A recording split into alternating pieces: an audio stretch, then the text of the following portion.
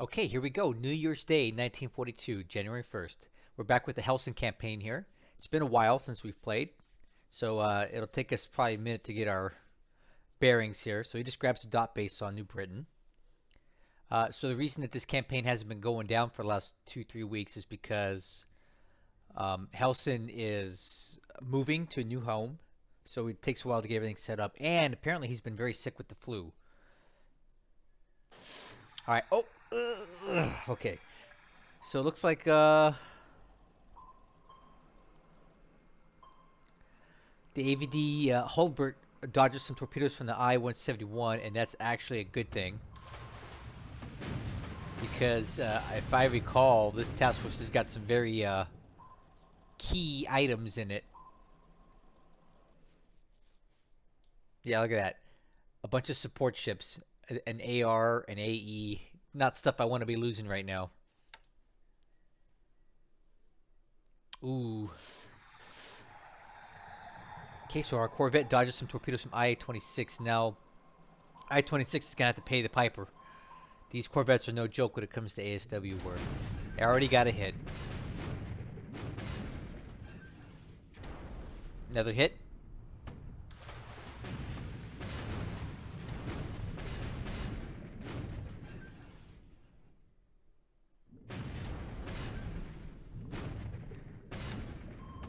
Alright, so I-26 riding the map edge here like a loser. Gets intercepted by this Corvette, which is no joke. Gets 3 hits. And this submarine is basically about as far away from base as you could have on the map as a Japanese player. Unless you go all the way down to the corner down here. Which would make no sense. There's nothing there. So every bit of damage that these subs take on the map edge here probably compels Hellsen to want to pull it out of there. Because it's a long way home to get that fixed. Checking for night strikes. Okay, no night bombing.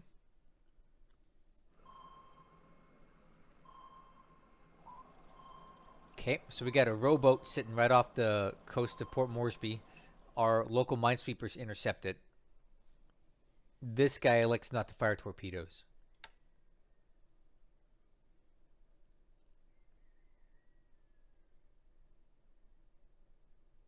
Alright. Looks like he's landing some troops at Manokwari, which is on the northern part of New Guinea. He's just continuing to capture all these bases out here.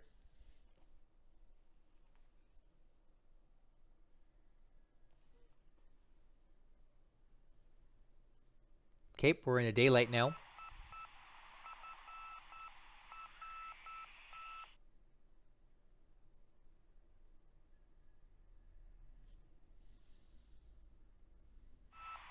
Okay, no naval movement, which suggests that we're not going to have any kind of naval engagements this turn. What is this?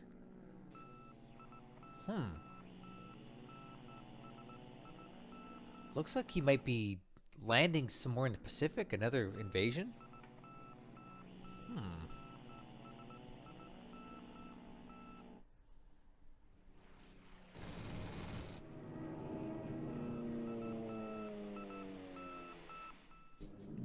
Okay, here we go. We're on to AM phase of the air war. He's coming in, softening up Clark Field by hitting the airfield. Trying to keep us from building up forts. Alright, so now we're going to get some bombing up here in and around Sion. Expect basically every one of these hexes to get at least some love from a bomber. He's pushing hard. I know what he's trying to do here. He's pushing hard in northern China to sever this road between Lanchao and Chongqing, to starve Chongqing of fuel so we have supply issues. So he's going to go headlong this way, this way, this way, and probably even this way to try to capture this whole area over here. And what he's doing now is he's bombing all these hexes to slow us down from moving to our final positions.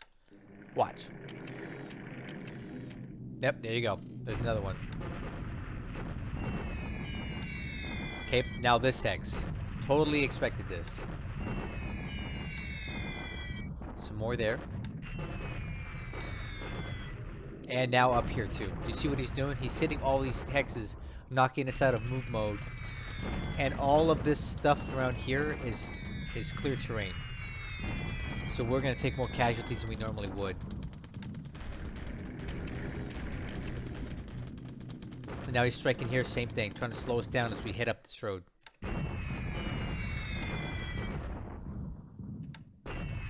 Man, I can read Hellsen like a book.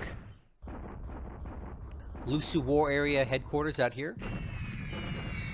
Unfortunately, I think we're down to the wire on these guys. We're going straight into destroyed squads now because they're basically all disabled, so won't be much longer for them.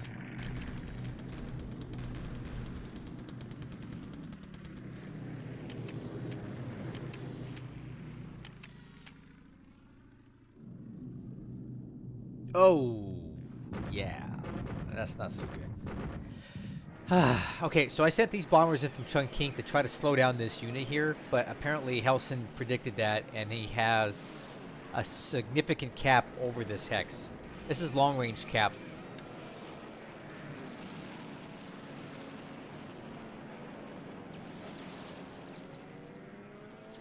Man.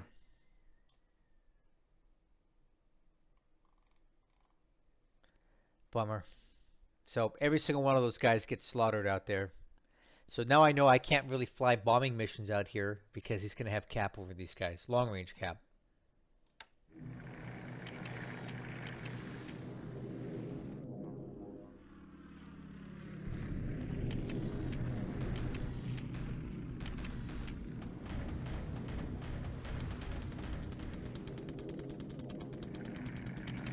Every time you hear that camera click, that means it's a successful recon mission. And he's flying tons of recon missions right now. Another benefit the Japanese... Whoa! Yep, look at that. Looks like he's going for Baker Island. And he's got the Kido Butai in support. Well, at least we know where they're at now. Okay, PM phase. More recon missions. Yeah, like I was saying, this is the benefit that the Japanese player has at the start of the campaign. Tons of recon aircraft, all in position to actually do stuff. And the Allied player has basically none of it. Which makes it very hard to see what the Japanese are doing because we don't have the reconnaissance capability that they do.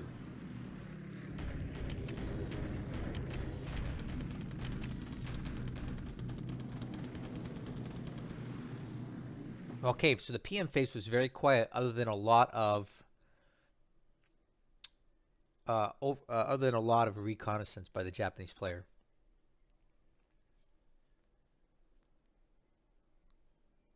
There it is. Man, he's going for Baker Island. All right.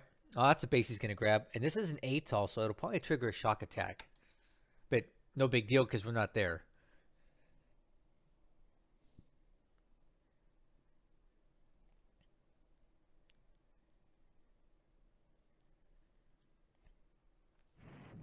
Okay, so here we go. We got a deliberate attack in this hex.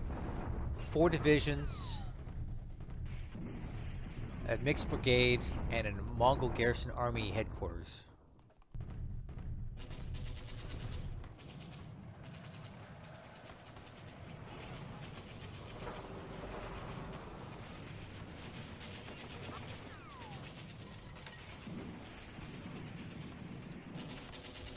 Well, this result was entirely unexpected. He blew those guys up pretty quick. We take a lot of casualties and they bump up the road. Okay. Oh, 1800 AV coming up the road this way.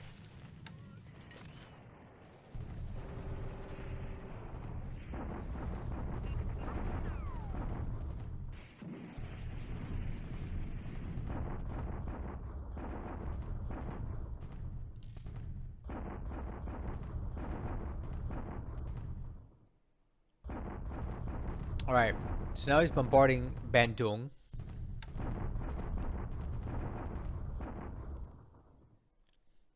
We trade pretty evenly with him there. And a bombardment attack at Clarkfield.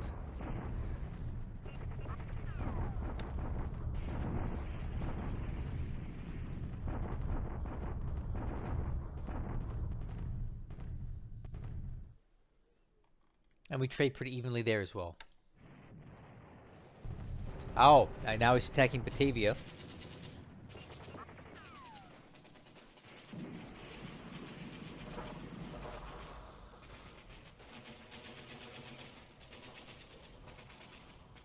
it is. He's got it. It didn't figure to last anyway, but man, what a blowout. Jeez. Well, there's another base on Java he owns. There it is, Baker Island, shock attack. It's because this is an atoll.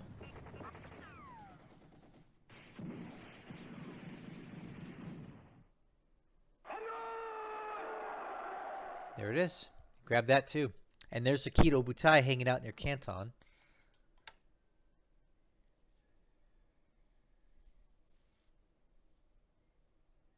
I'm glad we spotted them at least. I've been wondering where they had gone to.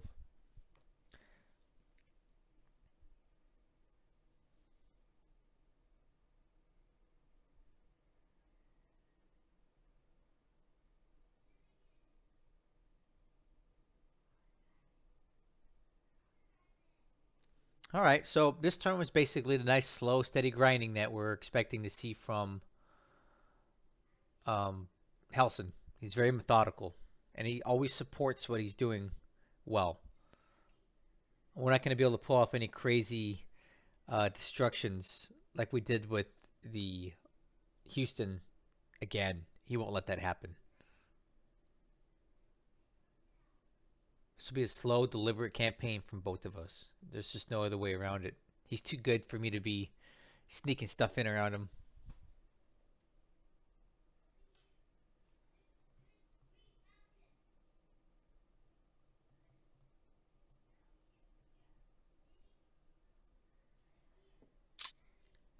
All right. That's it for the turn. We should go analyze it now. Okay, so here we are. This is the 2nd of January now. Let's go over the numbers. It's been a while. Okay, aircraft losses for this turn. Obviously, it was a blowout. So we lost 10. He lost 1. 6 of our DB3s were shot down in that ill-fated bombing attempt. We lost a Devastator to Ops, a Seagull, an SBD3, and a Catalina 1 all today. He only lost 1 Sally. Looking at the top pilots, unfortunately, quite a bit of casualties amongst our pilots. Of the 10 aircraft we lost, it does appear that 5 of them are outright lost and 3 are wounded. Not so great. Let's take a look at those wounded pilots.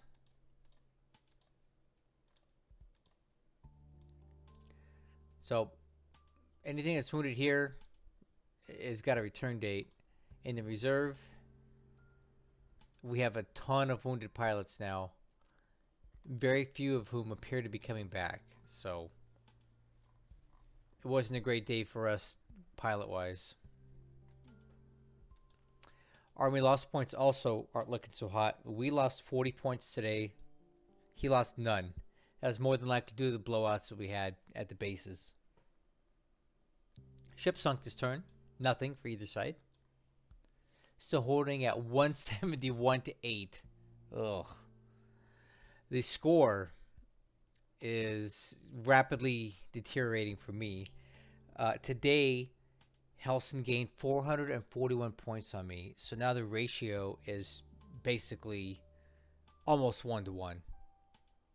And this early in the campaign, I would have expected it to be quite a bit better than that. I'm not doing well.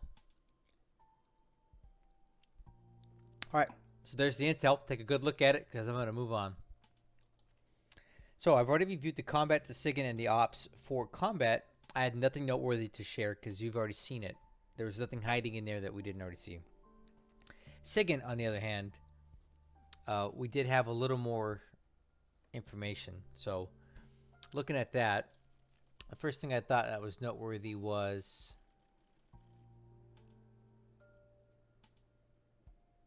right here. Radio transmissions detected at 114.32. 114.32. Somewhere, where is 114.32? 114.32. Oh, it's up here. So for whatever reason, we're getting some SIGINT from this hex right here. 114.32. I don't know why that's noteworthy, but it is. So, all right, maybe it's a unit redeploying somewhere here along the border. I don't know. Maybe it's a sign that we need to maybe watching this a little bit more closely. Maybe Hellsen's looking to trigger, um, you know, like the Soviet activation right now. I doubt it, but you never know. Okay, this next one really confusing to me. Radio call sign of AO SATA detected at 21356. Okay, so this is replenishment oiler, right? SATA, that's got to be a Japanese one, but check this out. 21356. Look at this. 21356 is right here at Portland. How on earth is a Japanese AO at Portland? Really bizarre. I have never seen a SIGINT mentioned like that before. And the fact that it's at my base makes no sense. So I don't know what to make of that. If you guys have seen something like this before, let me know. Okay, the other thing I noticed was that Babel had 3 mentions of heavy radio traffic. 1, 2, 3. Okay.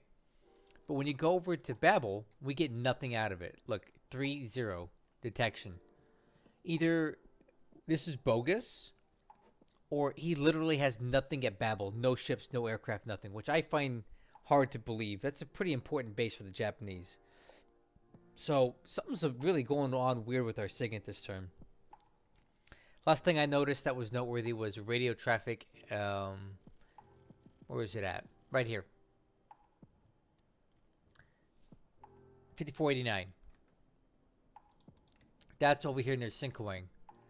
5489. So there's something moving there. We don't know what it is. All right. So looking to the ops report, the only thing I noticed was a ton of, I mean a ton of sub reports this turn. All right. And we can see that's over near Vava'u. And for good reason. We see 1, 2, 3 Japanese subs lurking in this area. And we even had a submarine intercept on this task force last turn. Thank goodness it didn't actually go down, because that would have been bad to lose any of these ships. Alright, I also noticed that Rabal, unfortunately, is now already up to airfield size. Wait, that can't be right.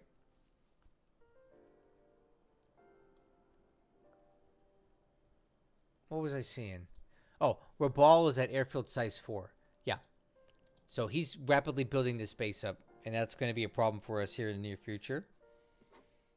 And then the last thing I just wanted to point out to you is that we are currently in the process of airlifting quite a bit of troops around, to include a lot of stuff from Surabaya, trying to bring it down into Kupang for now. And we're also finally transporting this unit over here, the 223 Group RAF, because you can never have enough aviation support. So I'm currently pulling those out up to Sabang. And then from Sabang, I will transport these guys, while I can, into Rangoon. So yeah, we're going to take advantage of these guys hanging out on the cliffside here, and get out what we can while we can. So that's it for the combat, the SIGINT, and the ops. We've talked about points, so let's talk about the actual situation. So taking a look at China, this is where the bulk of the action is right now, and it's very intense. So this is, I would say, the most concerning thing that we've got to deal with right now is this push up here. Okay, we have a large, heavy push moving up this road. And his intent is to get to this road junction here and block it, to starve our fuel from Lanchow heading south. This is a huge problem. He's got armor here, and he's going up this road just as fast as we are, and we can't seem to get ahead of him at all. He's bombing us. He's just as fast as we are. We're on foot. The terrain is rough. So we're trying to slow this thing down, but he's making a hex every few turns. And I don't think our troops here and here can get there in time to block it. Well, maybe here. We may need to move these troops, which appear to already be moving. Well, no, they're not. I need to get some troops here rapidly to block this hex. It's critical. If we lose our fuel supply, that's it. And better yet, It would be better if we held further south because there could be disruption if he's even in the hex with us. So we need to hold further south than even there. So yeah, he's going for a line drive to cut off our fuel from Lanchow. Nothing else really happening in China at the moment for now. Fortress Wenchao is doing fine. We're building up forts. Got plenty of supply. It's all good down here. Burma, nothing really exciting happening other than a ton of recon from him. And the fact that he's got these troops here moving pretty rapidly to take Pegu next. And then it's really time to pull Chocks out of Rangoon and get the rest of these guys out of here. We're done with Burma. There's no way I'm going to be able to defend it. He's got more troops coming up as well. So it's time to flee. So this is going to be the only main push that we see right now from Momine. And he'll be cutting the Burma Road probably within the next week to 2. Nothing new to report on Malaya. Same old thing. Got troops just hanging out here waiting to die. We are evacuating the troops from here, as I previously mentioned, up to Sabang. He's already got Palembang. These guys are just on the run. These guys are... I might as well just disband them because they're going to be killed anyway. He took Batavia this turn, which was excellent.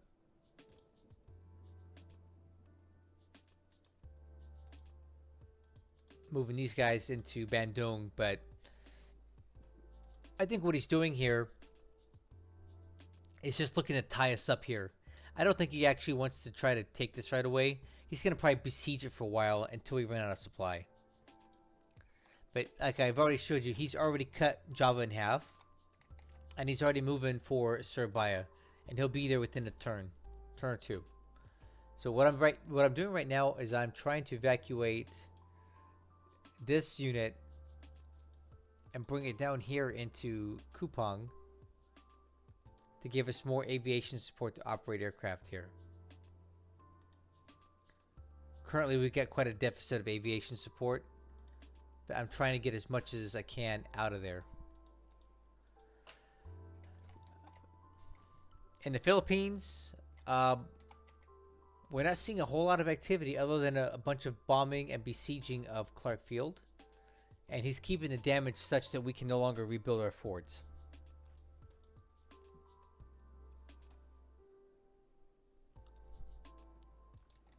Out here in the Dutch East Indies, the only thing that we see that's very concerning is this task force to the south, which has got to have at least one battleship in it, and this carrier detachment up here. I have no idea what this is or where they're going. They're moving east, but to do what, I'm not sure. But this is obviously a very dangerous task force. It's got more than enough firepower to neutralize any one of our bases out here without any opposition from us. So it's something to keep an eye on, but really as far as us stopping it, it's not possible. He's got it fully configured for battle. So there it is. Quiet all the way around Australia and quiet all the way through here. All the way out to Fiji, nothing really happening yet. We see this guy here. I think he's just moving troops into Indeni or picking these guys up to capture more dot bases. Over here in the Solomons and Bismarck Sea area, we just see him grab more bases. That's all he's doing. A lot of shipping activity at Rabaul.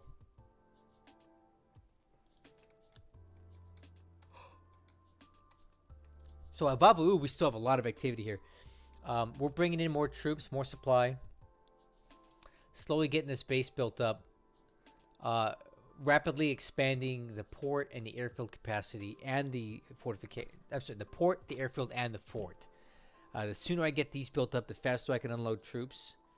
And we can get more stuff going here. Because this is basically my fallback ground zero base in case I lose all of this stuff here. Which I wouldn't be surprised if we did. But I'm drawing a line in the sand at Vava'u. That's as far as we're going. So my carriers are currently here. Just providing cover for this whole operation. And why that's important is right here. The Kido Butai has resurfaced. And he just captured Baker Island here. And now we've got this Kido Butai which does seem to be a bit reduced. Looks like it split this in half compared to what it was before. So I think a piece of this is missing somewhere. We at least know that this is out and about. I estimate this to be 2 carriers worth. Maybe 1 fleet carrier and 1 light carrier's worth of aircraft. And obviously we have some issues here. Canton is on the chopping block. Palmyra could be within range. And we do have some convoys out here that need to get the heck out of Dodge and quickly. So I don't know how far this guy can push or how much range he's got. But we stand a high chance of losing some convoys out here if I don't get them out of the way quickly. Because currently, if you look at this, he's 1 full speed away. He doesn't know it yet. We got to get these guys out of here. So I'm going to be looking to do that here soon. This is not the final destination for these 2, you can bet. So at least we found these carriers again. The unfortunate thing is I have no idea what they're doing. Very concerning. And there is stuff in harm's way. So really, that's about it. So in this turn, that's what happened.